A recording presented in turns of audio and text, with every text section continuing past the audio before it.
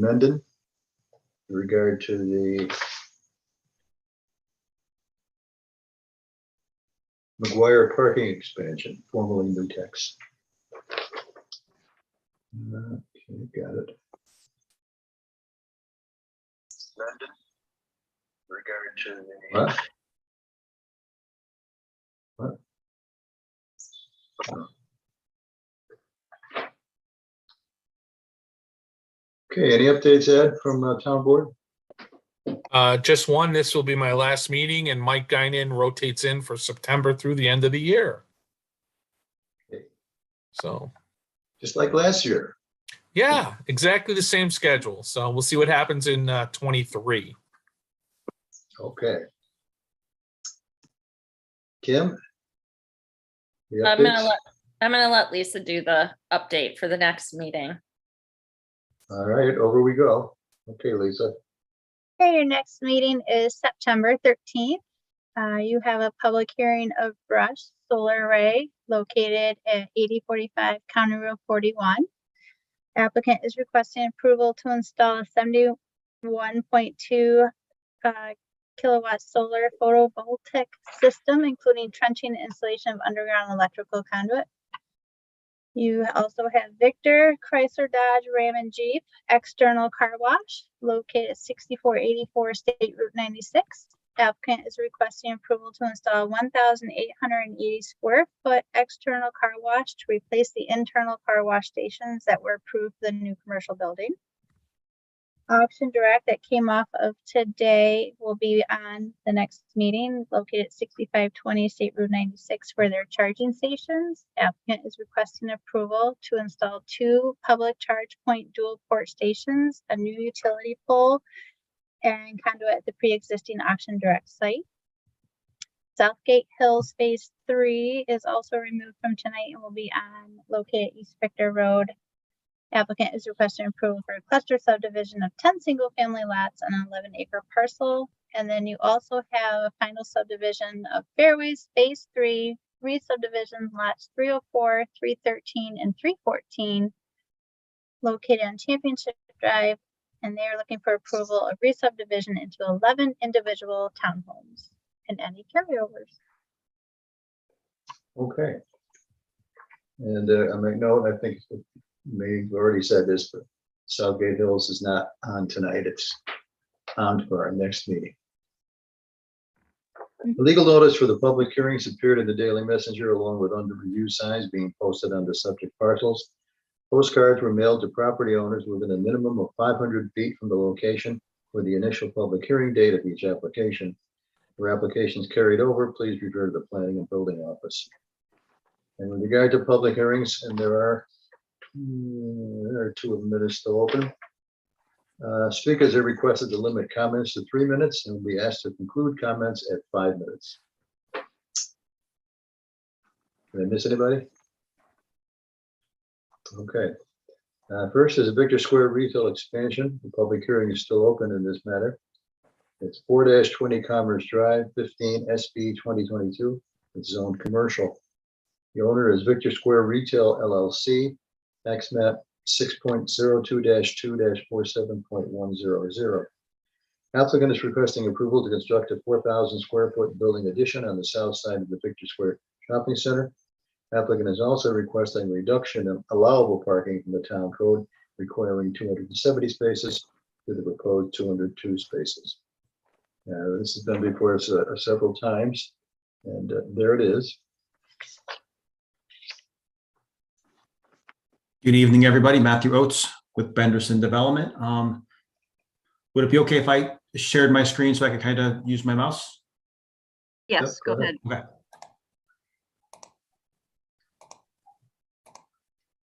Alrighty. So you can all see my screen now? Yep. Okay. So we also have the next application on as well for Victor Crossings, as they're right next to each other. So I'll kind of discuss them both together. We are requesting approval for a 4,000 square foot building expansion at Victor Square adjacent to the Bassette.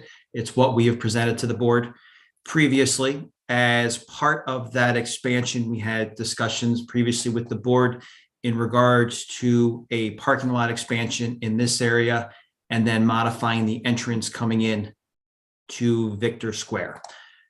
So what we are proposing to do is have a 40 by 100 foot deep building expansion. There'll be a front sidewalk. There'll be a green space area on the side with the sidewalk up along the parking stalls. And then we will have a single entrance that comes in and then ties right into the front drive lane. The second entrance that kind of comes in and then continues into the side of the building here will be eliminated. Instead, we are proposing a parking field on the side here, and then we are showing additional 9 land bank parking spaces over here.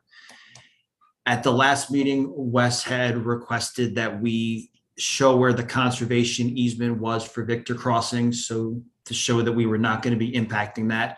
So we have that added onto the plan here. And then we are proposing to keep the edge of pavement and the land bank parking off of the conservation easement for the future. In addition, we are proposing to rework the parking a little bit up in here to gain approximately 5 additional spaces in the front of this area as well. In regards to a resident request, we are also proposing to add additional trees in this corner of the site to provide additional buffering for the residents in this area. We're showing them in here. However, we have on the plans to kind of field locate them as best as possible to provide maximum screening in that area. The project covers Victor Crossing as well as the property line for the 2 splits in here. So we do have a site plan application in front of the board as well for Victor Crossings, because this portion of the site is on the Victor Crossings site. As part of it, we'll also need a side yard setback variance from the zoning board due to the parking crossing our property line here. So we'll be requesting a 0-foot side yard setback variance as well. And as part of that, we would ask if the board likes this design, that they make a positive recommendation for the project to the Zoning Board of Appeals as well. I think that covers it. It's fairly consistent with what we have shown the board previously. So if there's any questions any of the board members have, happy to answer them. Joe, Logan, you had some questions the last 2 times. You want to go ahead? How's this? Sure. Is this satisfactory? Sure. Yeah, thank you, Matt. I'm satisfied with what you're proposing, and I see the banked parking over there. Does that require some sort of rework of the new pavement you're installing in the future?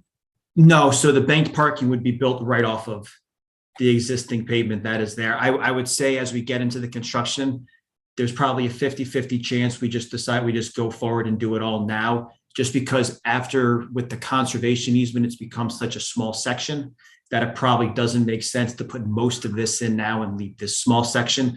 So there's a good chance we'll do most of it, but it wouldn't require any rework. No, if it was left and done in like 5 years, we would just build right off of the edge that's there. Yeah, okay. I'm fine with this, the way you've modified it, and with the extra parking up front too. So I'm good with it. That's all I got, already. Very good. Okay, thanks, Joe. Joe Limbeck, anything? I've got 2 things. If you would, I like the fact that you're putting 8 trees, I think is what you're showing on your drawing. Yes. And that you're going to sort of cite them based on actually being on site. Are you going to coordinate with the property owner behind you there, or had you considered that? We absolutely can. Yeah, no, we can reach out to the property owner. And then also if it winds up, we set 8 and really there's a couple other spots, maybe like 10 or 11 are needed. We'll add a couple extras. So we'll do whatever's needed to make sure that this gets fully screened. Yep, absolutely. And they're going to be coniferous? Yes, we'll do that. Great. And then I saw a note from the fire department about the turning radius on the driveway. If you had a chance to look at that. We've looked at it. The turning radius should work. We'll have Kostich add in an actual turning template plan to the drawing set so it can be confirmed by Wes and then be part of the approved set. We'll have Kostich add that into the drawing set. Very good. Thank you. I'm good with the plan then. Thank you. Thanks, Joe. Let's see. I can't tell who else is there. Al, you have any comments or No, questions? nothing in addition to what Joe already covered, so I'm good, Ernie. Okay, is Scott here? Not yet. Susie, any comments from the public? Yes, hang on. There are some comments all of a sudden.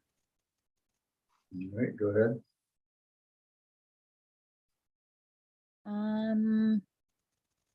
Okay, Dave Wright says thank you to Benderson for opening the emergency entrance on Willowbrook Road for access to Walmart and the plaza. Dave Anderson says, what are the total number of parking spaces in this plan?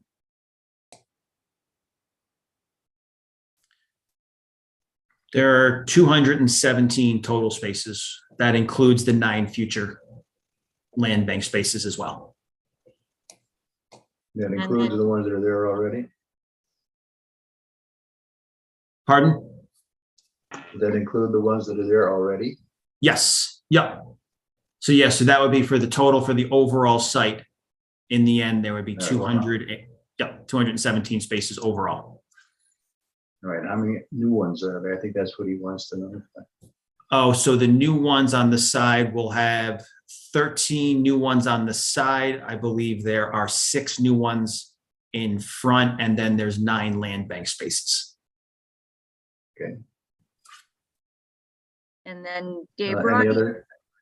yes, Dave Wright, 33 Ketchum. He says, I assume that the trail will continue and where the new trees are proposed. Yes, we won't impact the trail that's there. We'll work around the trail as well.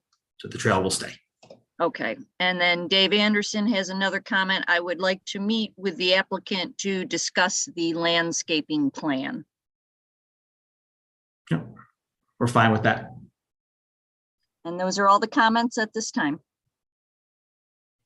Okay, does Mr. Anderson have the contact information to be able to do that? He did not, but I will ask him for that. All right, I have it. I can send it to you, Matt. Okay, great. Thank you very much. You're welcome. any other comments from the board? Nope. There being none, you still have to go to the zoning board of appeals. Has this been to the county yet? I believe it was before last month's meeting, I think. Yes, you have county comments for the building addition, yes. Okay. Are we in a position now to close the public hearing? Okay, I don't think anything else is going to happen on this as far as plan wise goes. So do we have a motion to close the public hearing? I'll move to close it.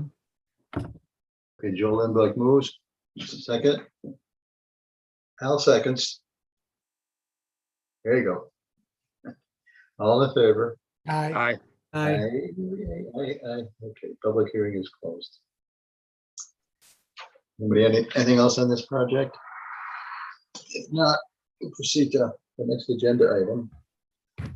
Ernie, do we need to at least make a comment to the zoning board about the approach that the developer is taking? Good point. Oh, sure. Well, what comment do you have? Well, I would recommend that they grant the variance as requested. Okay. Is everybody else of that same mind? I agree. Al? support the recommendation as well. Think, we can Okay. forward the meeting minutes perhaps with that in mind. We don't need a special resolution for that. Sure, I can type up the I minutes think and forward it to them. Okay, Okay, that should do. Okay, item 2 was also the same address, so we'll proceed to the next one. Auction direct has been removed. Thank you very much, everybody. Have a nice evening. Take care. Thanks, you too. All right, next item is Eastview Mall charging stations. This is at 100 to 1020 Eastview Mall Drive, 18 SP 2022. It's zone commercial. The owner is Eastview Mall LLC.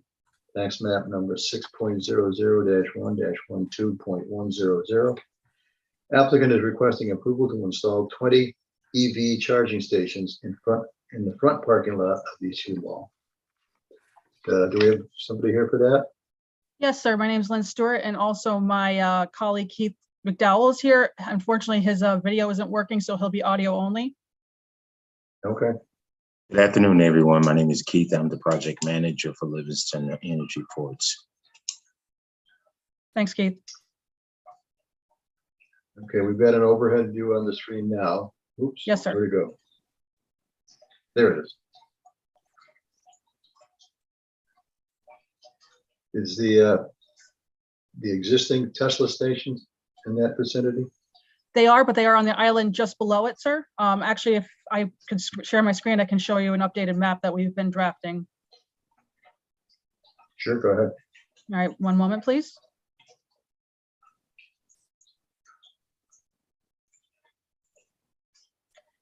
Can everyone see that?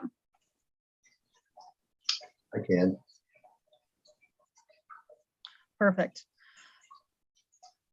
Those are As you can- yours? Yes, sir. As you can see, what we were proposing. Sir?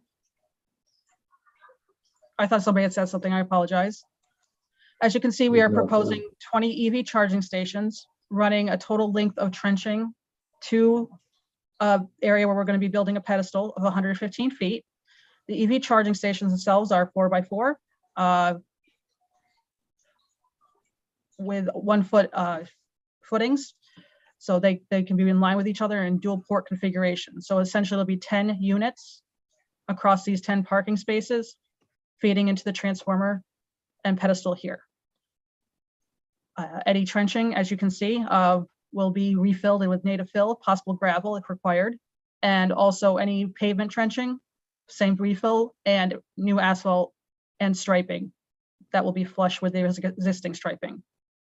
And also, please, I believe the board had gotten a mistaken copy of our plan set. You will actually see 2 of these. Please ignore this first set and look at your page 3, please. Signature box for you guys to sign off. And here's that overhead that was presented earlier. So that gives you a better idea of how they're going to be set up. Now, the stations are not this big. They're not going to take up a whole parking space. They'll actually be able to fit within the line, all in a straight line, running to this transformer right here. This is our bollard detail. The bollard will be anchored by 3-foot embedment. And this is the pedestal and along the existing parking lot. Oops, I apologize. We will also have bollards and park stops to make sure that these stations do not get hit, and we'll have them on both sides. And also here is our line diagram. I don't know how much interest that would need to be, but we have our stamped electrician and then our pedestals themselves. I know that there has been a concern about illumination. These will not be illuminated units. The only illumination that will come is a tiny little LCD screen that will just, so you can be able to read how much everything is, how much you've charged, among other things.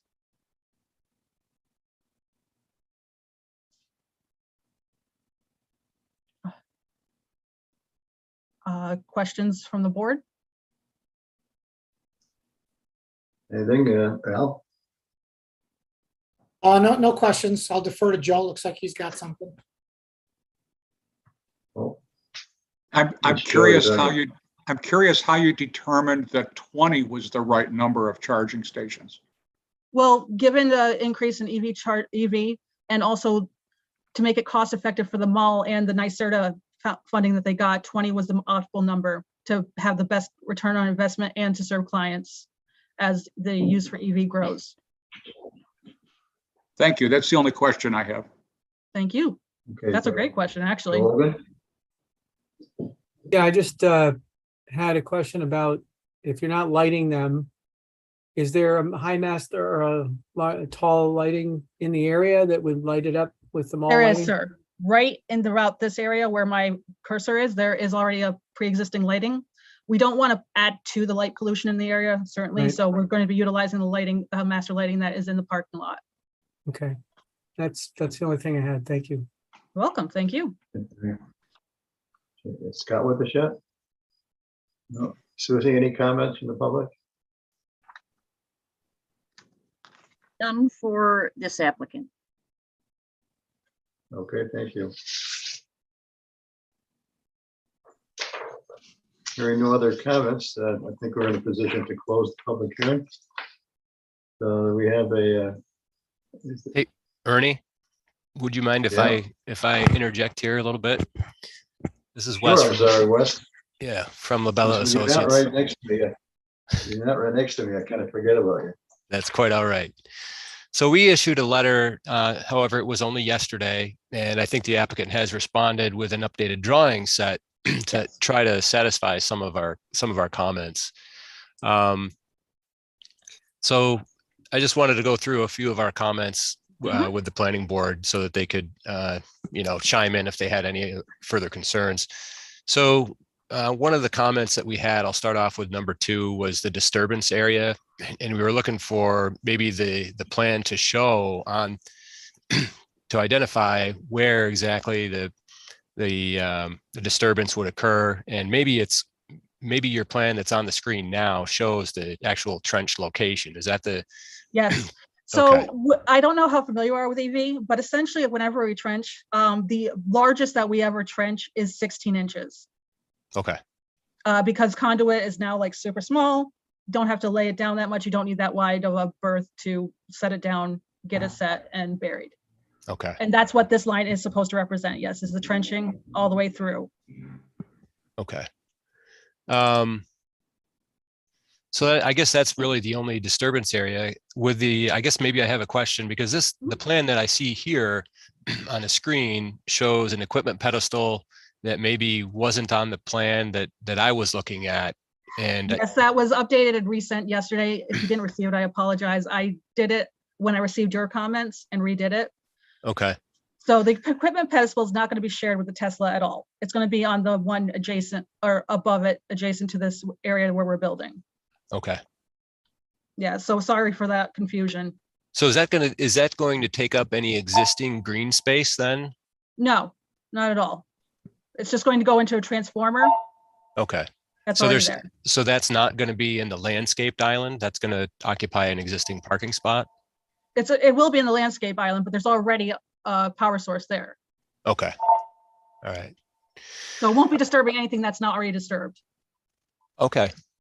My next comment was about the charging pedestal foundations. And I think you had a sheet that kind of showed your foundation there. And I guess the question I had was whether there was going to be a concrete footing for those pedestals to sit on, because it appears that the existing parking lot surface that the call out shows that dotted line. It looks like your pedestal is just going to rest on top of the existing asphalt. Correct. And maybe be secured by a 3-inch embedded concrete anchor. Correct. And, is that going to withstand the freeze thaw of the climate here and snow removal and that sort of thing? Yes, it will. It has proven to do so. It will definitely take that freeze thaw. We also have a bollard in front of it as well. That's going to be down past the frost line at 48 inches. Okay. So you have 2 points of protection and security. So I think, not realizing that there were going to be bollards proposed as part of the project. I didn't see them. They're not on this plan. It looks like that you have in front of us now. Could you add a bollard detail to the plan set? Absolutely. Kind of identifying the depth and the height above ground. Yeah, of the absolutely. bollard. Yeah, I thought you were gonna give me something hard. We can do that. Okay.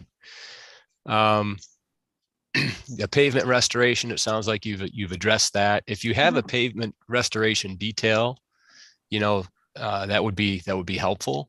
Do you want that in written form, or would you prefer that in the plan set form? In graphic form would be Graphic form? good. Yeah, Absolutely. that would be helpful. And the parking stop detail, maybe, I don't know, maybe you won't need those parking stops if you have the bollards, but Or maybe We you like have to, it. we like to be as safe as possible. Once we get on site, we'll be able to better determine, but for now, we try to include everything just for safety purposes, because we don't want these things knocked over. Okay. That loses us money. Okay. How are they going to be secured to the ground or to the pavement? It's the same manner as the anchor embedment. Okay. Yeah. All right. Yeah, I think that pretty much concludes the more substantive components of Labella's comments. Cool. Wes, I have a question for you probably, and the applicant. The parking stops that are put in, they obviously don't take zero space, and there's a distance from the EV charger that they need to be placed. If you have a large pickup truck that's getting charged, like an F-150E, how is that not going to stick out into the parking drive lane? If you have these, there's typically, I mean, if you go to Home Depot, every pickup truck in there sticks out into the parking lane. I'm just That's curious fair. how that all works here. That's why we're going to determine, we will determine on site whether bollard or stop and or both are feasible, but we'll be going with one or the other, and we'll most probably be a bollard in this case. But if we Yeah, can do 'cause- both, we're going to do both to ensure that our first concern is to make sure we're not causing more hazard. That's the last Yeah. thing we want to do. But that determination, and also our pre-site walk with our electrician and our civil engineer showed that if we were to put in a bollard and a stop, that we would have plenty of space for almost any vehicle, unless it was like an RV supersized to park. Okay, I just get concerned about the fact that the trucks can be quite large, and if they're Oh, yeah. backing in, even I don't know which way the electric trucks charge, if you have to go nose in, but They can charge almost anywhere. It's been Yeah. insane where they're putting the ports. But no, we have taken that into consideration. And our initial measurements show that even with both, we should have at least another 4 feet of clearance room, if not more. okay, all right, thank you. You're welcome. Okay, anybody else have anything?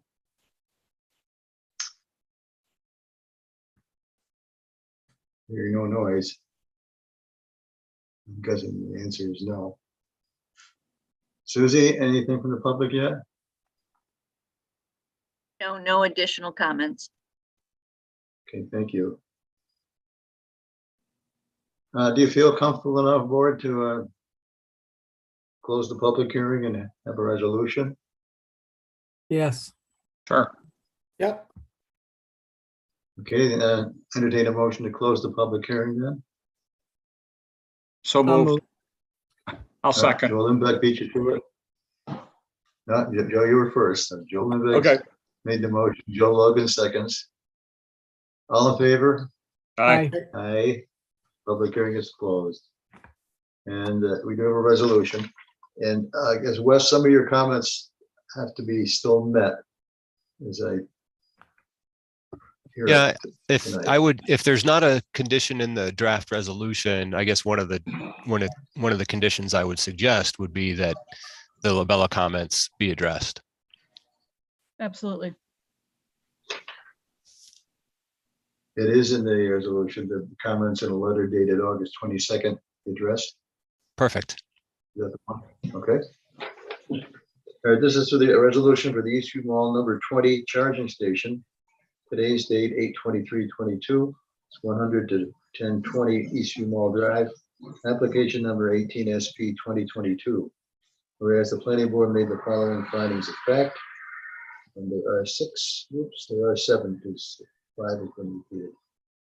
Whereas the Town of Victor Planning Board reviewed the unlisted action on August 23, 2022, and identified no significant impacts. Now therefore be it resolved that the project Eastview Mall charging stations will not have a significant impact on the environment, and that a negative declaration be prepared. And be it further resolved that the application of Livingston Energy Group site plan entitled Eastview Mall number 20 charging station, drawn by Livingston Energy Group, dated July 13, 2022, received by the Planning Board Secretary July 19, 2022, last revised August 23, 2022. Planning Board application number 18 SP 2022 be approved with the following conditions. Conditions to be addressed prior to the chairman's signature on the site plan. Number one, that no final signatures will be given on the plans until all legal and engineering fees have been paid as per fee reimbursement local law adopted November 25, 1996. Number two, that the comments in a letter dated August 22, 2022 from Lobella Associates be addressed. Number three, that comments from Code Enforcement Officer dated August 15, 2022 be addressed. And ongoing conditions, number one, that the site plan comply with the Town of Victor design and construction standards for land development, including section 4. Two, that a building permit be obtained before the start of construction. And be it further resolved that the planning board secretary distribute the planning board's approval letter. Any motion on this?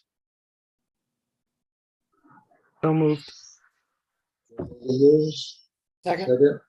Alvelina, seconds, all in favor? Aye. Aye. Okay. Resolution is passed. See if you're getting something in the mail. All right, thank you so much for your help, gentlemen, and thank you.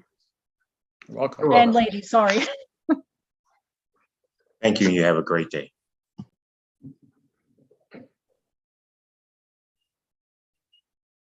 And next is the McGuire parking expansion, formerly Nutex, 20 SP 2022, 8050 State Route 251, it's zone light industrial. The owner is Dixit Enterprises LLC. It's tax map number 14.02-1-3.110. Applicant is requesting approval to construct a 9,400 square foot parking addition, creation of a west facade entrance, and modification of a loading dock on the east facade. Okay. Got somebody here for this?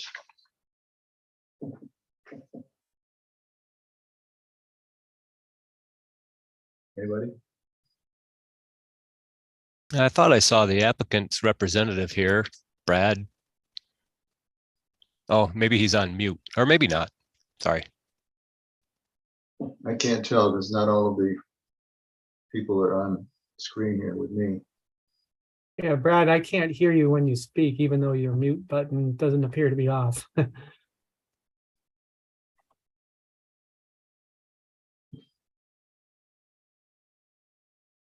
Who is here? Brad who? Brad Humberstone is here from Mitchell Design Build, but his audio doesn't seem to be working. He's not muted. Can you guys hear me now? There it is. Yes, there you are. All right. Yeah, I got like 3 microphones apparently, so it's a pain. Okay. Well, good evening, everybody. My name is Brad Humberstone. I'm the Director of Architecture at Mitchell Design Build, and I'm representing the owner, Dennis McGuire, and the McGuire Family Properties for this project. Mr. McGuire purchased this property a few weeks ago, and he plans to subdivide the building. As many of you are aware, Nutex occupy this entire building for the past many years. They are, I don't want to say downsizing, but they're relocating operations. I don't know how much of this is known, but they only need to take a quarter of the building. So Mr. McGuire is basically leasing, subdividing the space into 5 tenant spaces. Nutex is taking one of them. He has 4 other spaces to divvy up. What we know now is that he has 2 currently in the works, 2 known tenants that are in the works and either are decided or working to be very close to signing a contract. And then there are 2 other tenancies, which I'll get to, what we're here for tonight, but there are 2 other tenancies that are unknown at this time. He's just planning ahead for this. So the bulk of this proposal is for a parking expansion or a parking lot creation on the west side of the building, bordering Old Dutch Road. What we're looking for is about a 9,400 square foot paved area, asphalt, for a tenant which will be landlocked and will not have access to the east side existing parking lot. There's loading docks on that side. The main entrance to the building is on that side. We're creating some other small entrances to each of these individual tenancies, all on the east side. But the 5th tenant which is about a 7,500 square foot leftover space from all the other tenancies.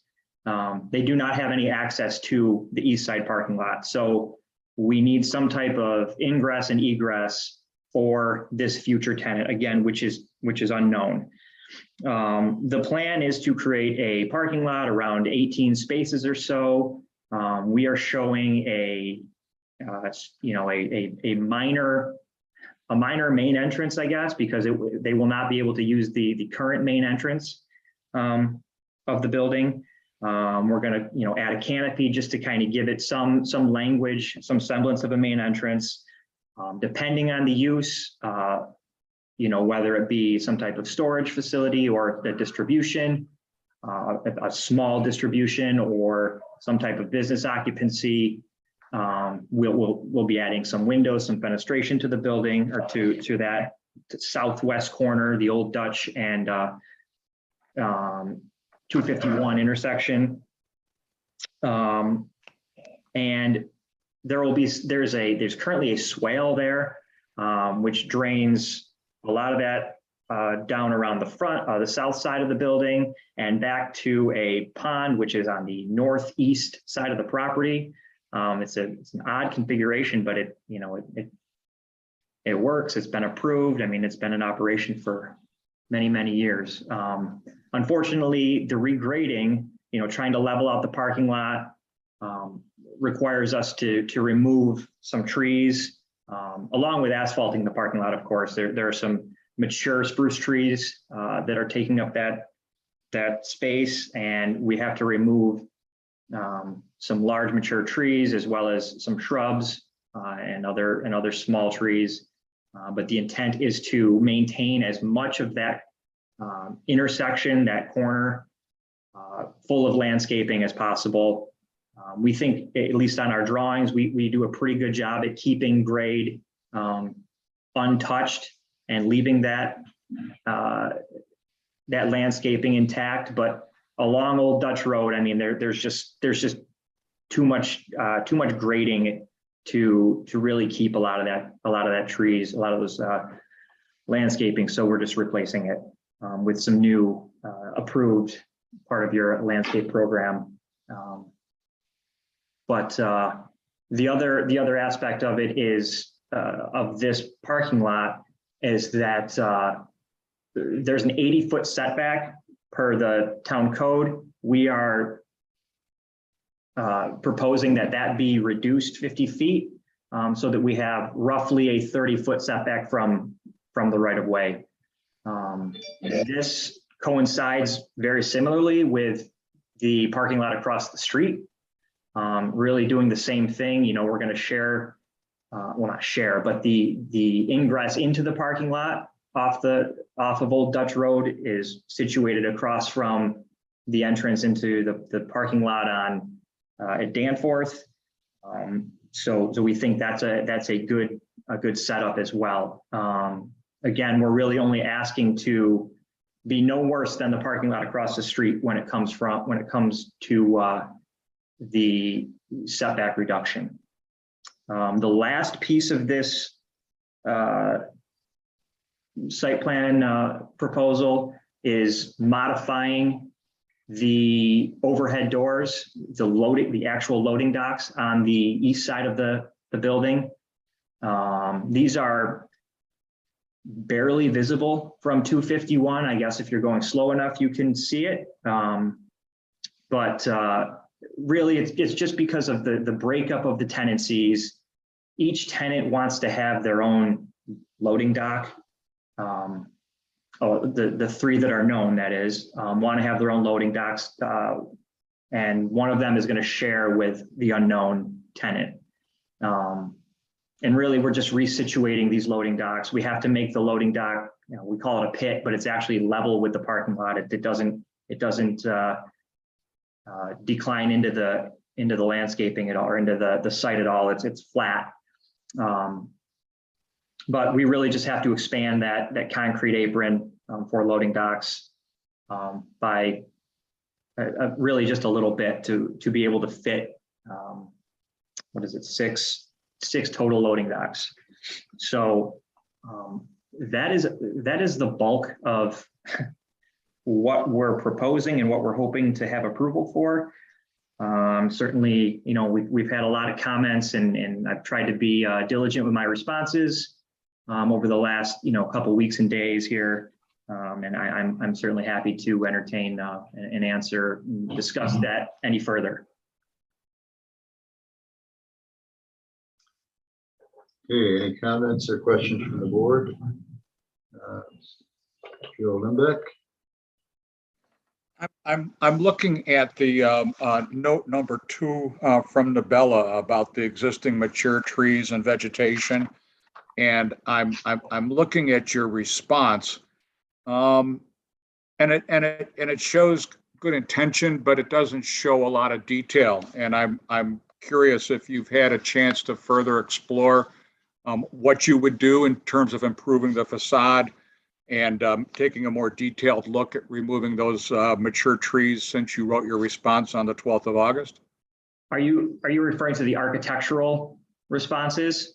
Yeah, and I guess the general concept, sir, that there's mature trees there that are currently screening, and were probably put in place to comply with the that Route 251 corridor, and the removal of the trees again would seem to indicate that you know, given that the back of the building is now an entrance of sorts and highly visible, that the design might need to be improved to make it more, I don't know, pretty is maybe not the right word, but maybe more attractive, given it's not going to be screened by the mature trees.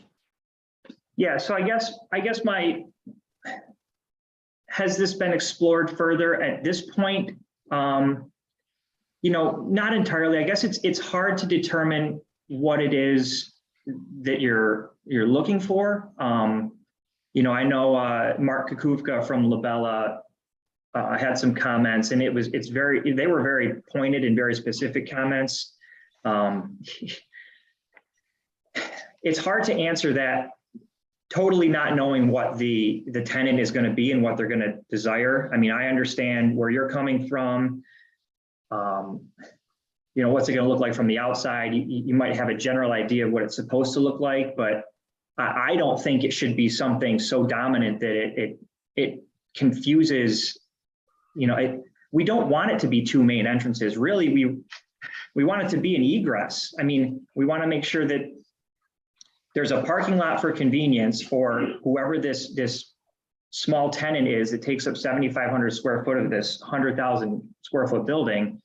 And we really just want there to be parking so that they have, it might even be one employee and then no one really uses it, but we're just kind of setting ourselves up to have that, to have some type of approval for future parking lot. I mean,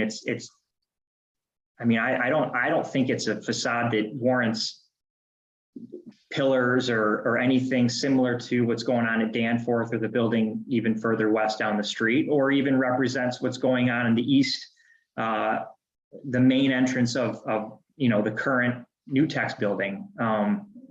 It's just hard to determine that at this point, and I know Mr. McGuire is going to have budgetary concerns. It's really hard to answer that at this point. You know, and I understand if that's a sticking point in this whole thing, and that's really why my response to Mark Kukuvka's comments were, you know, almost TBD. We don't really know. We're trying to do enough to give you know, the appearance of an entrance, but I don't anticipate it being anything more than a canopy, some side lights, some windows, and, you know, some bushes, and maybe down the road some very small signage, if anything. Again, depending on who's occupying that space. You know, we showed an overhead door, a big grade door, and that was seemed to be a little bit problematic. And I understood the questioning. You know, what's going in there? What's using that door? They can't make the, you know, it looked like it was a 12 by 14 door, size for a tractor trailer. You know, that great question. I don't remember who answered or who asked that, but it's, you know, we're not getting a tractor trailer in there. It was for it was for any equipment that may have to come in and out of that because we're cutting up the building from the inside. So, you know, we're just trying to get some pieces in place for any type of future tenant, whether it's a month down the road or heck, 6 months to a year down the road. Just hard. It's hard to pinpoint that at this point.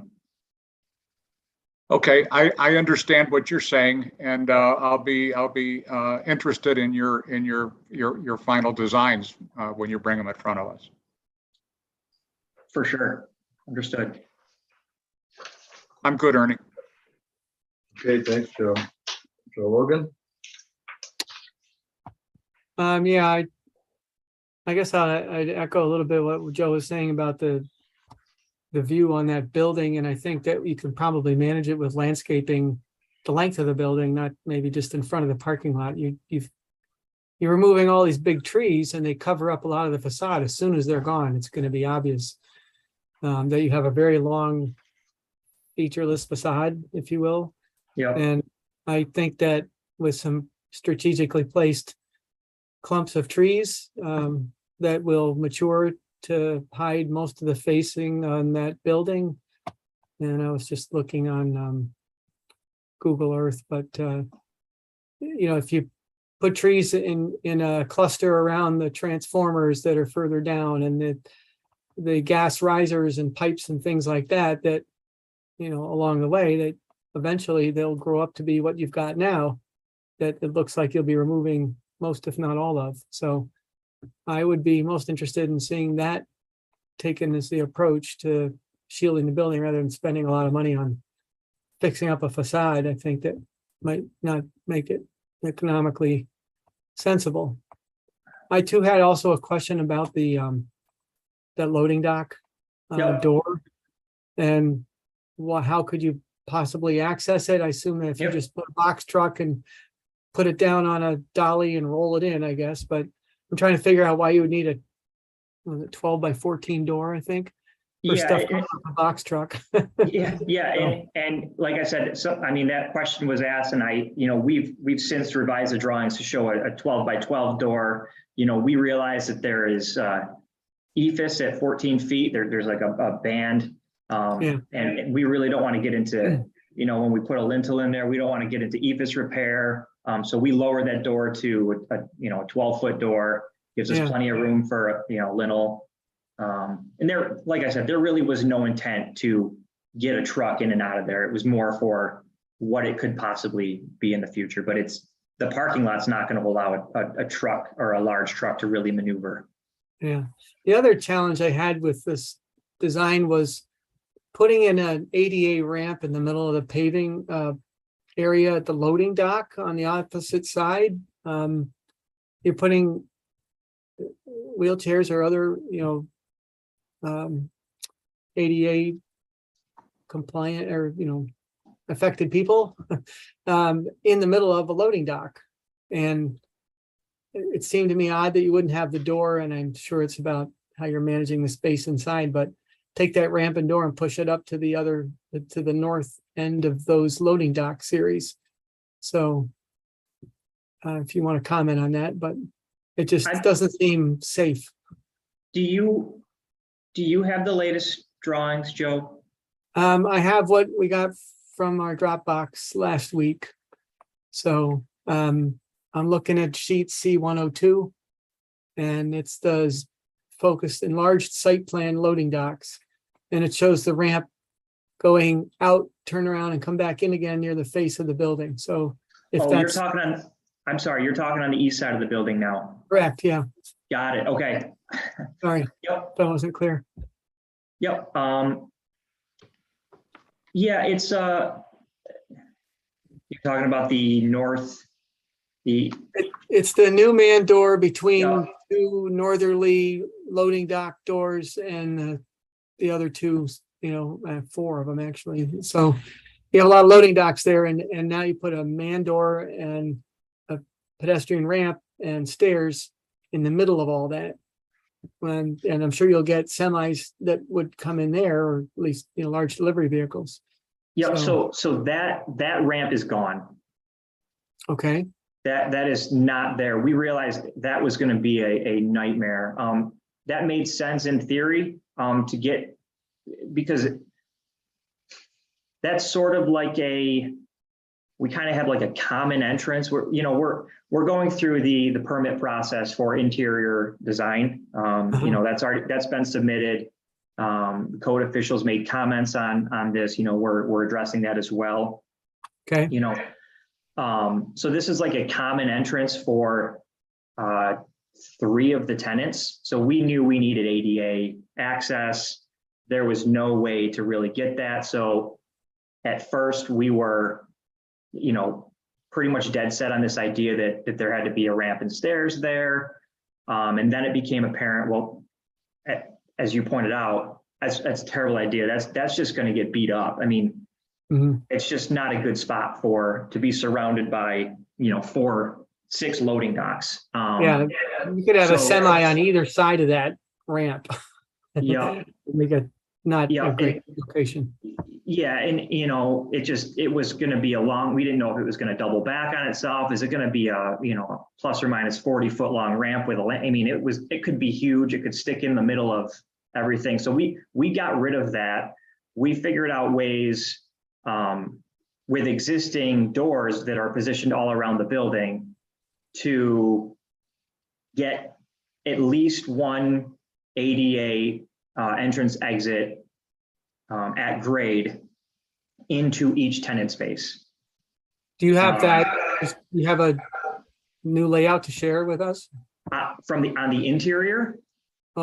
Either, yeah, if it's interior and it shows where the exterior access is, that would be great. I do not have interior drawings, but I do have, you know, how we're planning to extend the sidewalk. I mean, we sent, you know, I apologize if you don't have these in front of you. We sent revised drawings on Thursday or Friday. So yeah, Of course it was, you know, pretty last minute. If I can share my screen, let me figure out how to do this. Lisa may have updated the Dropbox with those, but I don't think I downloaded anything new. I thought maybe that was just for a couple of items. Yeah. Let's see if I can do this. If I can take over real I did quick. just send them to your email. They should have been in the Dropbox last week for you. Okay. Yep. It would be 8/17. Can you see my screen right now? Let's do it. There we go. Coming up. You started sharing. There you go. You got it? Yep. Okay, so I'm on the detail number 3 is the east side, the enlarged site plan. Yep. So that shows the stair, the ramp disappearing that was in the middle of the loading docks. We are showing now a new man door to the north. The north space is the new Nutex. Okay. Space. So sidewalk there.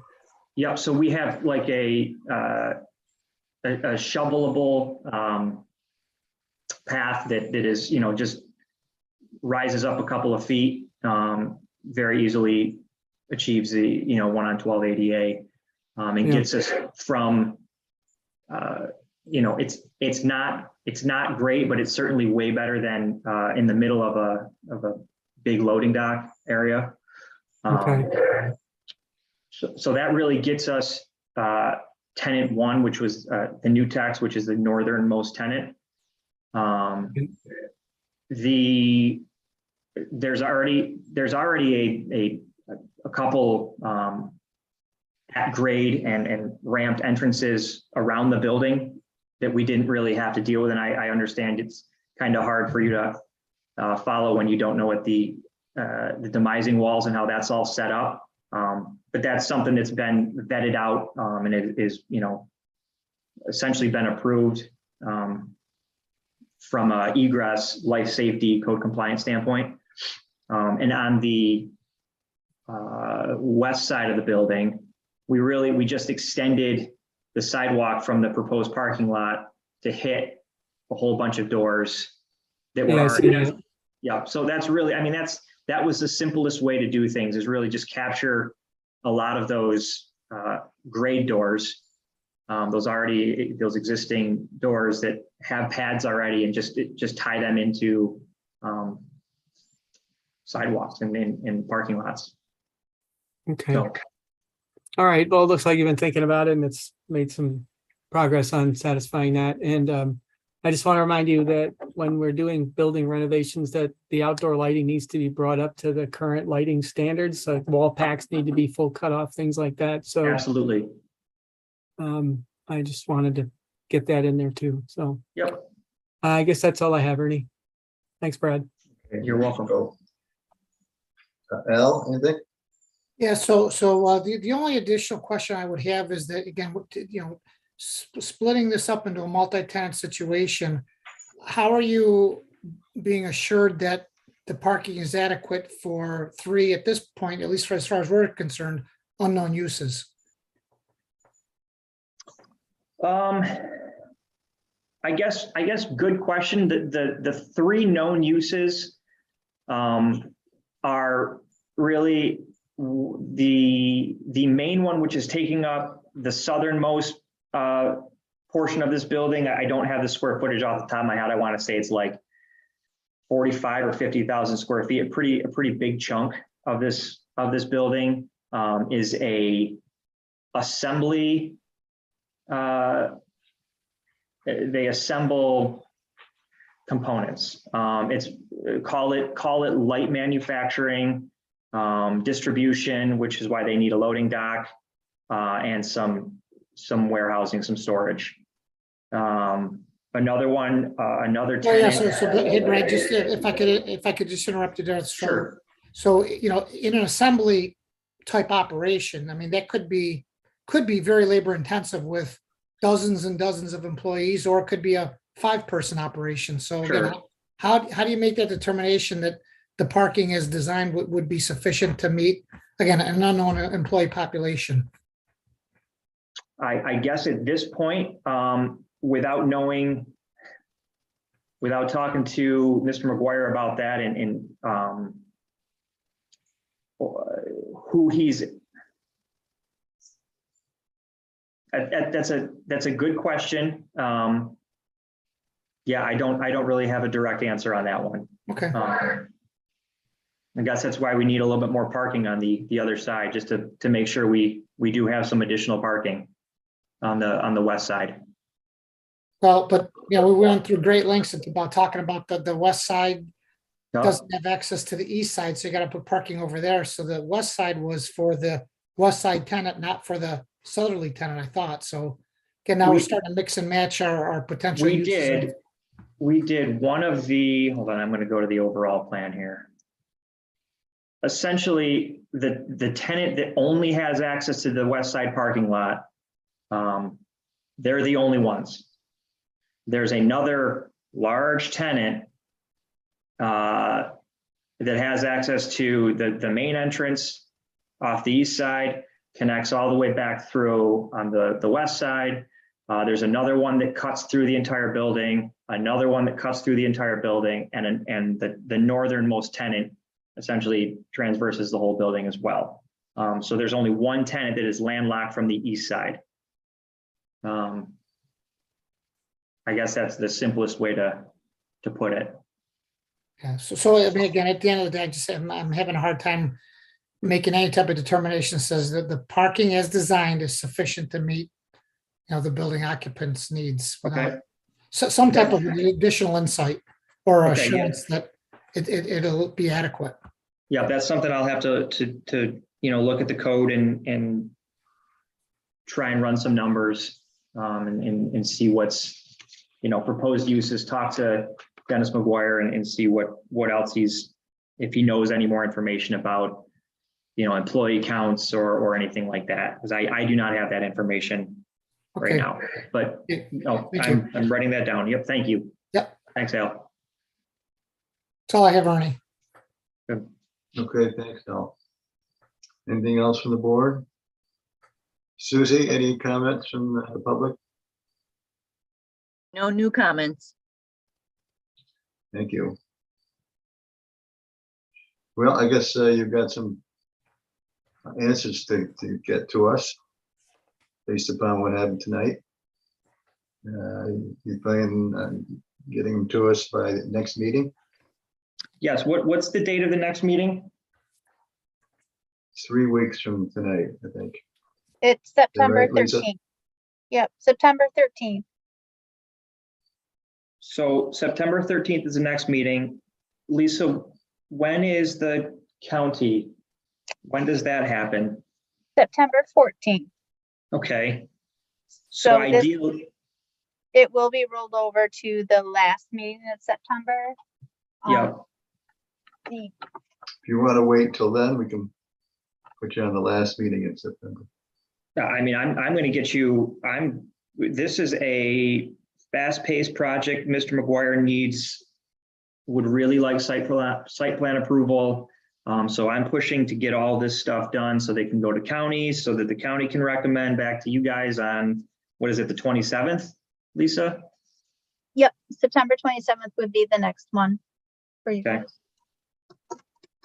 Okay, yeah, I'll have answers to you very shortly. When In does order this to stuff need to keep be this to the moving. county? Lisa, when does When everything does it need to need be to to get- the county? The county has it already. Okay, so, They have it on for the September 13th meeting, 14th Okay. meeting. 14th. All right. right? Yep. I think it's all pretty reasonable. Any other main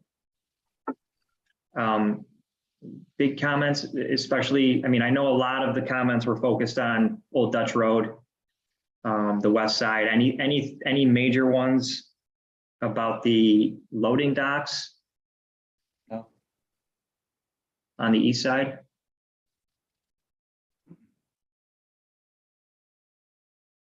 no, the only I- comments I I don't had, see that any we problem made with- about the ramp, which you've addressed in Right. this updated camp plan, so other than that, I don't have an issue with the east side of the building. Okay. Brad, this is Wes. Question for you. It's following up on our first comment from our letter dated, I think it was August 11th. The stormwater pollution prevention plan, I Yes. saw your response. You guys, sounds like you're working with a civil engineer. So Yeah. just to bring the planning board up to speed, they're in the Irondequoit Creek watershed, and the amount of additional parking area would require some post-construction stormwater management practice. And so that, that's also a major component. I know it's not related to architecture or the loading docks, but do you have any updates on that at this point? I do. I don't have a definitive memo or anything like that, a letter from our stormwater engineer. But we dug out this drawing. This is from '99. So this building had a stormwater detention facility expanded. This is actually current. I know it says proposed stormwater detention facility expansion. This is what it is right now. I mean, it's a massive hole in the ground. It was, from all accounts, from the calculations that our engineer ran, this satisfies what was proposed from a future building addition, which was a 39 and a 10,000 square foot, so 49,000 square feet of building and around 70,000 square feet of impervious parking on the north. This was all part of a master plan, which is why this proposed detention facility was actually built. They just didn't go through with the rest of the building expansion, the rest of the parking expansion. So from essentially, Wes, to answer your question, from everything we're seeing at this point, a 9,500, 10,000 square foot impervious addition to this site won't do much to what was already calculated to go into this detention facility. Okay. Yeah, I follow your logic there. No, I measured all this, I mean, this, like I said, this is huge. Yeah. And it's current, so. Okay. All right. Well, we'll kind of await your formal response on that. Yeah. That'll, Okay. I think kind of what you've articulated tonight here, that seems to make sense to me. Sure. But we'll wait that formal response. Great. Good Okay. question. Everybody all set? Yep, almost set. Okay, hearing no comment, I will table this thing till the next time they're here. Which is Okay, the we'll go on to the 13th. next item. What? Okay, thank you. You're welcome. Our next item is a preliminary application. It's for Southgate Hills Phase 3. Public hearing on this is still open. It's 3 PS 2022, East Victor Road, Zone Residential 2. Owners BRW of Greece LLC. Tax map number 28.04-1-48.000. Applicant is requesting approval for a clustered subdivision of 10 single-family lots on an 11-acre parcel. This is the second step in a 3-step process for a major subdivision. The sketch plan was acknowledged complete on August 10, 2021. Ernie, Southgate Hills Yes, came off for tonight. that's right. Southgate Hills came off. Ignore what I just said. Okay. The Or next save it one is for next also preliminary. This is Stonebrook subdivision, just down the road. The public hearing on this one is still open. It's 2 PS 2022, 1403 East Victor Road, Zone Residential 2. Owner is Bruce Desalone. Tax map number 28.04-2-62.000. Applicant is requesting approval for a clustered subdivision of 85 buildable lots on 100 acres in the town of Victor, with 15 plus acres in the town of Farmington, for a total of 115 acres. This is the second step in a 3-step process for a major subdivision. The sketch plan was acknowledged complete March 22, 2022. Okay, I saw Jeff Smith was here. Yes, hello. Oh, there you are. And Bob Bringley, I think, is also available. Yep, Yeah, I'm online if you can hear me. Yep, we can hear you. Okay.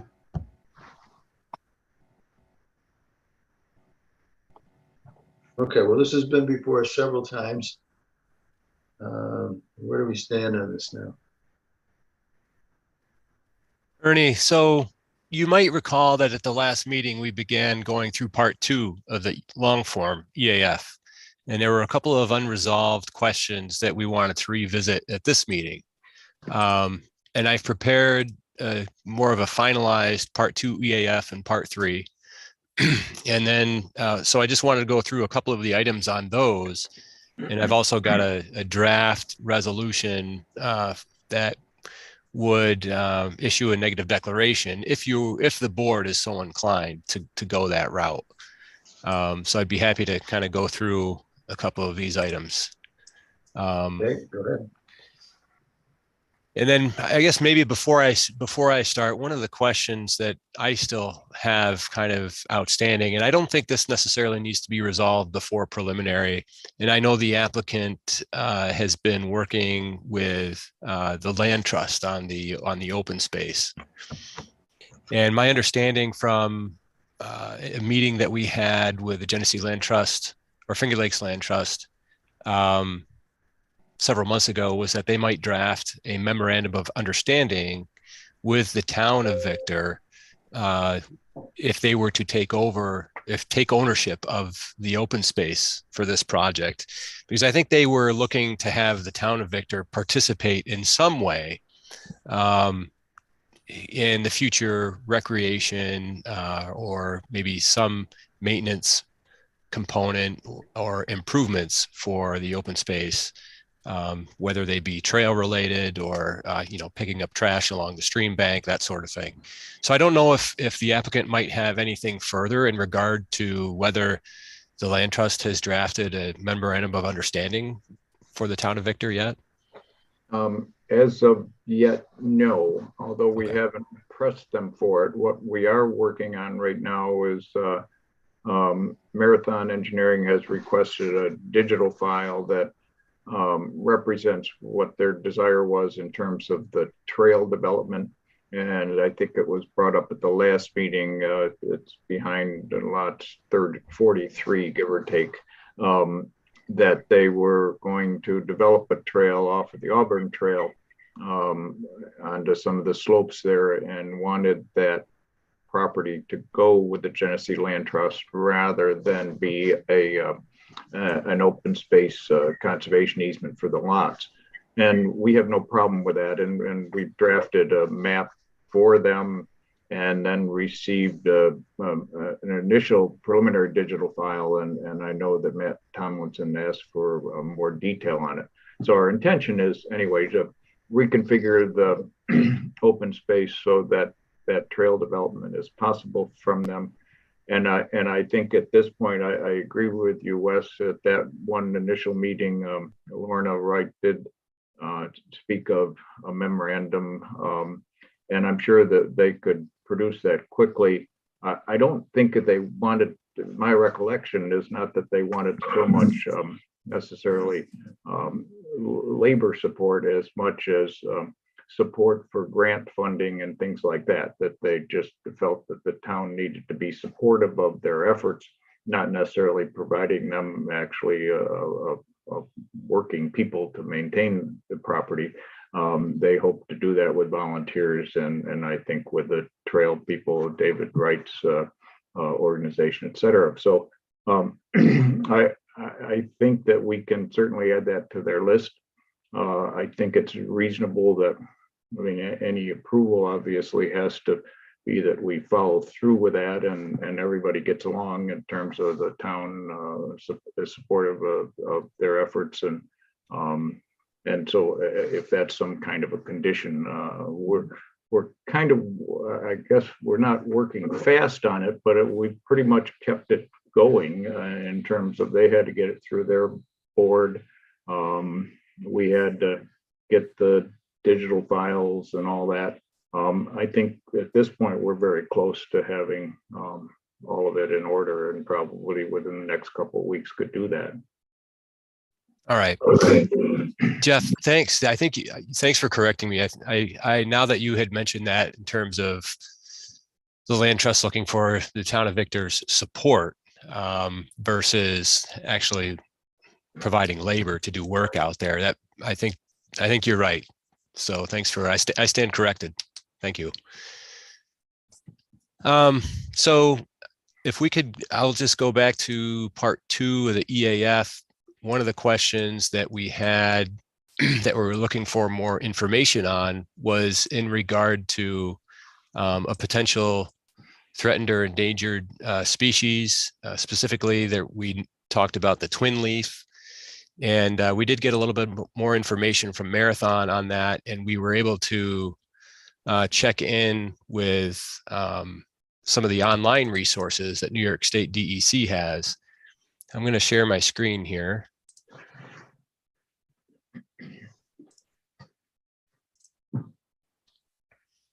And I'm just going to dig into, this is kind of the narrative that's going to go along with the environmental assessment form and impacts on plants and animals. And down here, we just noted that the twin leaf, it's a plant that's typically encountered near the bases of slopes that were created by a stream cutting down through the bedrock. These stream cuts expose the calcareous bedrock and soils preferred by this plant. Most often these plants are found near the toe of the slope and could be present within the floodplain zone of these small streams. A few populations are known from more upland settings associated with the calcareous soils, but these populations tend to be much smaller. We also noted that the New York State DEC Nature Explorer map indicates the last documentation of twin leaf in the town was actually on the west side of the town, and that was in May 2008. So that would be, these descriptions would be consistent with what Marathon has indicated to the planning board in the past, in that the development's going to be concentrated and focused in an area away from these lower lying toe of slope locations, away from the stream. And so there's going to be really no to small impact on the twin leaf as a result of the proposed project. So Wes, could I also note that, the vast majority of the project is in existing agricultural use, as in it's been farmed repeatedly. So there's not that much of an area that we would be impacting that would even have an opportunity to grow this. Yeah, exactly. Yeah, that's a great point. That's a great point. And we at the last meeting, we did talk about how this project was going to impact agricultural land, right? And we found that there would be an impact to the agricultural land. And one of the things that we noted is that although it has been actively farmed in the past, you know, the proposed project is consistent with the existing zoning that's out there. And also, we're not fragmenting a larger expanse of agricultural farmland by, you know, or the project is not going to fragment a larger expanse of farmland in the town.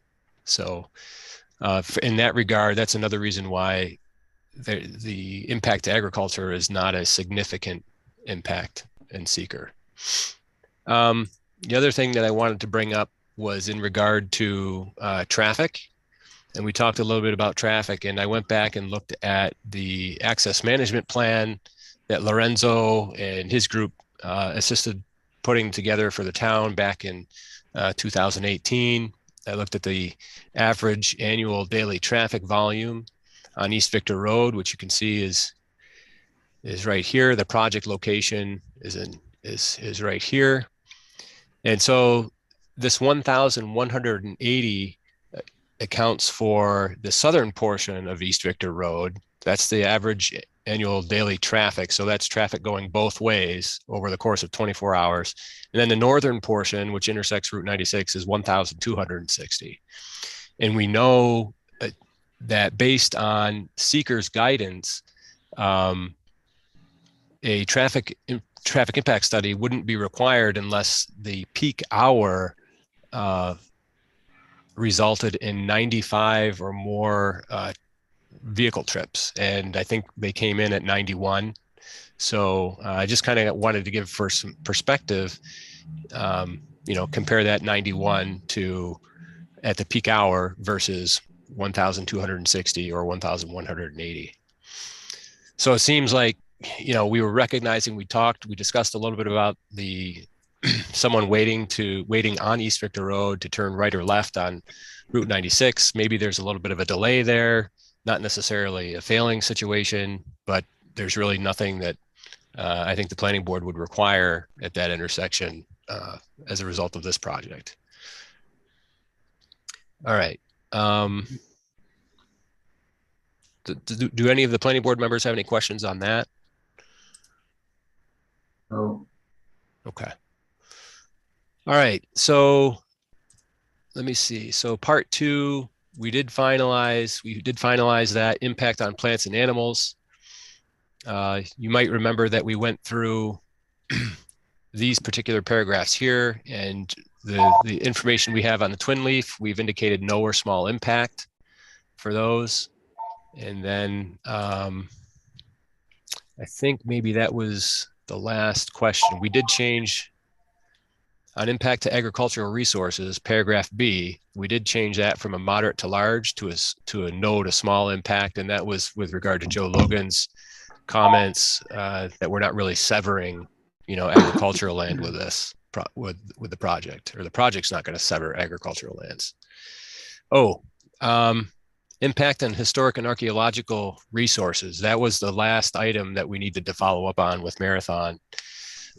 And you might remember that Lucas at the last meeting indicated that he had a no impact letter from the State Historic Preservation Office, which he did provide to the town and to La Bella. So although there is an impact to historic and archaeological resources, which is triggered by the CRIS SHPO, or the CRIS mapper, we've indicated that they are no or small impacts in that regard, since they have the letter from SHPO. So with that, I don't think I have anything further, but I did draft a part 3 of the EAF, right? And this is drafted to be a negative declaration should the planning board decide to follow through, to decide to go forward with that. And I wonder if this is my.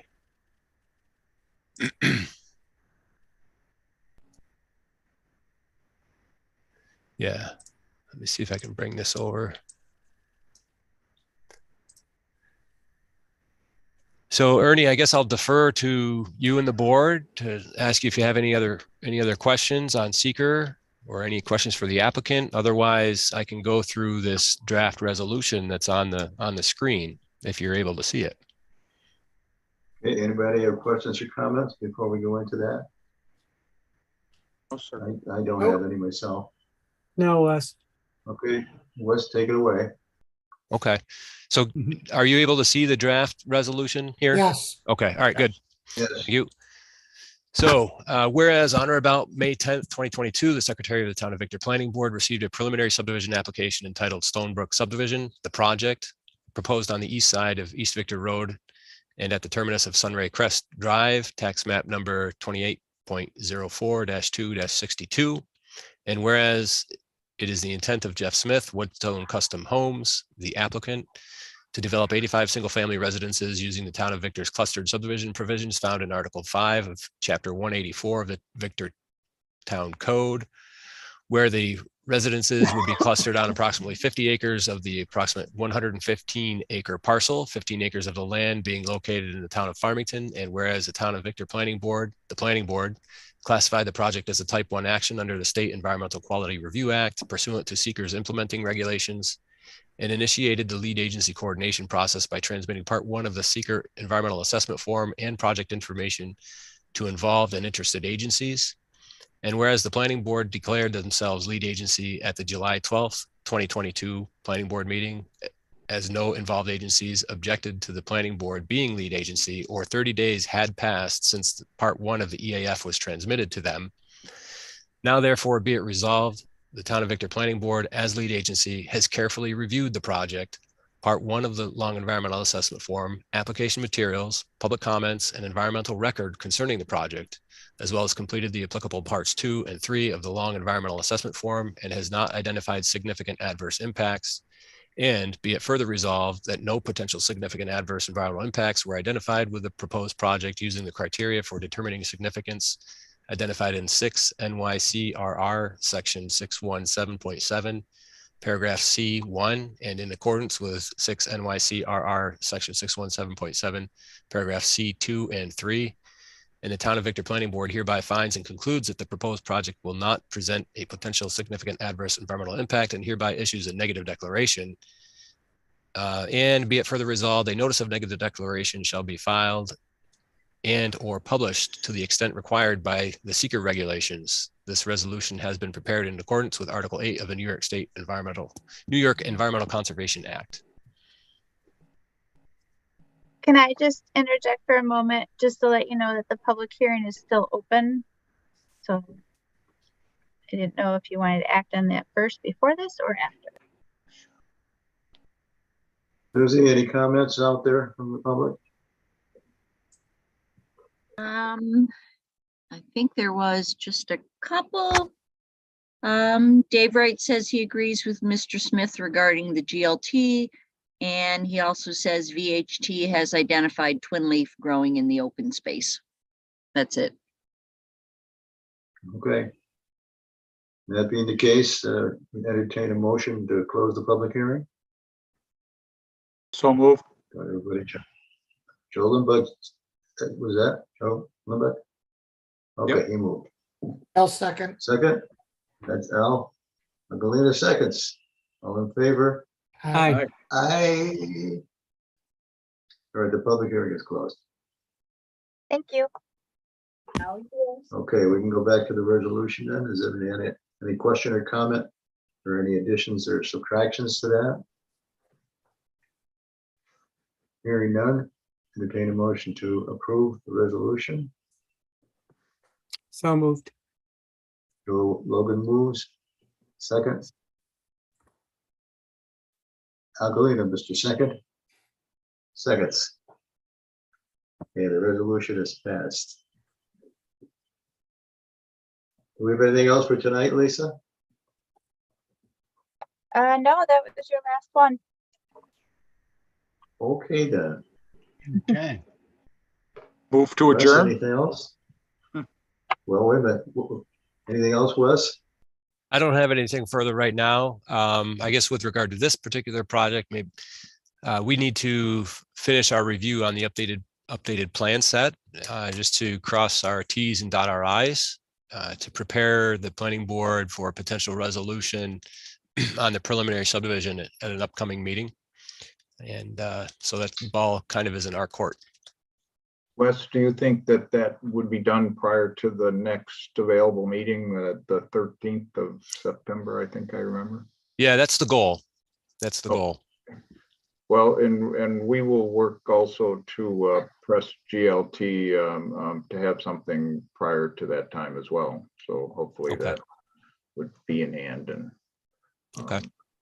Hey, Ernie, isn't there something with auction direct charging stations, or is that off? That is Well, they scheduled got, for next meeting. Okay, I didn't see it removed, so, okay. Yeah, they got removed by them. Till the Okay. next meeting. And we'll see what happens then. Will we be live on the 13th? Yes, Wonderful. back in Think so. person. back in Okay. person, right, back in person. Okay, good. We'll see you then. All right, thank you, everybody. Okay. I'm Thank you welcome. very much. Joe, you can now Everybody- make your motion. Yeah. I'll Joe Lundberg moves second to whatever, adjourn. I'll second. All right. Meeting is adjourned. All right, thanks. Take care, Rod. Good night, Good everybody. seeing you. Good night, everyone.